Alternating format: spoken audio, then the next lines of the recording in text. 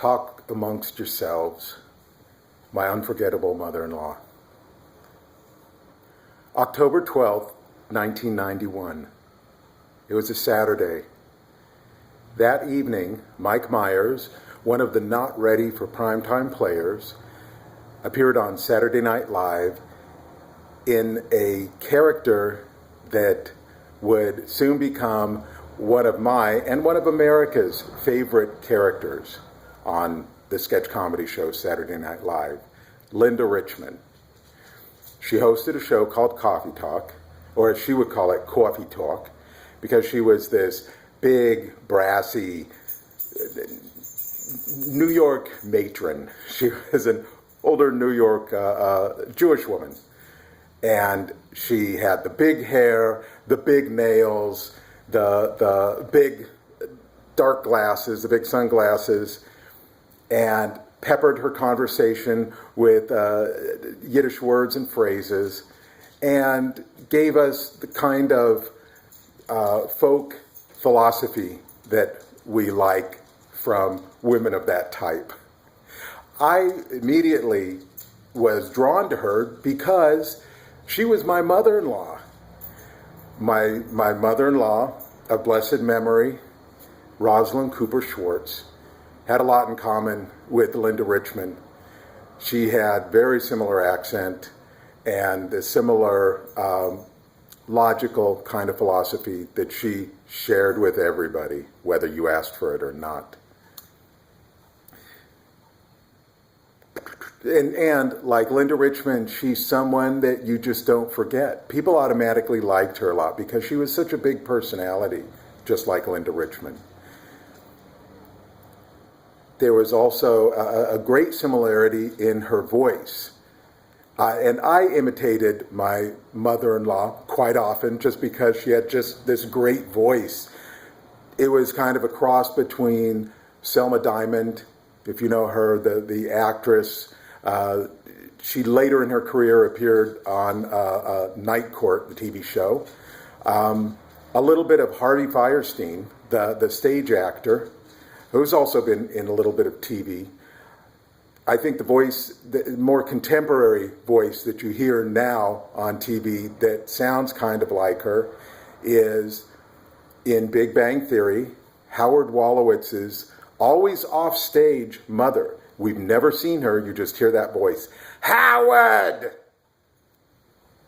Although my mother-in-law didn't really yell, though. She wasn't a loud person, but she had the accent.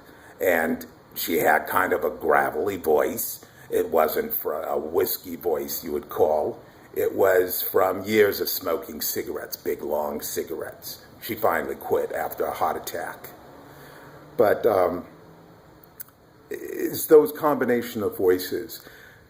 The one thing that, although she wasn't necessarily loud, something that I learned about her was the fact that this woman could not whisper. She physically could not whisper. You know, whispering is just speaking without your vocal cords vibrating. You can talk pretty loud in a whisper. Go ahead and put your hand on your vocal cords, and we'll do a fricative.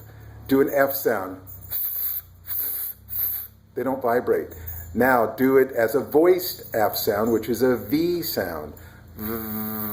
Like a buzzing of a bee. Then they vibrate. The same with the sibilant S. That's unvoiced, like a whisper. And then Z is a voiced S. And you feel your vocal cords vibrate. Well, my mother-in-law did not know how to whisper. The incident that really illustrated this best was when my daughter, Sarah, was about 3 months old. My mother-in-law was coming over to babysit, and Sarah was particularly colicky that day. She didn't have her afternoon nap, and she just kept crying. And my wife and I would carry around our little baby and patting her on the back and trying to calm her down. But she just kept crying and crying. And my mother-in-law is sitting there telling us what to do. And finally I said to my mother-in-law, let's go in the living room and let Jenny, my wife, calm Sarah down, and she'll put her in the crib. And finally, we could hear in the other room, Sarah was no longer crying. Jenny very gently put her down in the crib and tiptoed out and came in the living room and said, "Shh, she's asleep." And my mother-in-law said, "Oh, I've got to see her. I bet she looks like an angel." And we went, no. Well, if you have to go and see her, just tiptoe in and don't say anything. This is something my mother-in-law couldn't do. So she walks in, Jenny and I behind her just to make sure she doesn't make too much noise. My mother-in-law walks over, looks down at Sarah sleeping in the crib and says, "Finally!" And like that, Sarah was screaming again.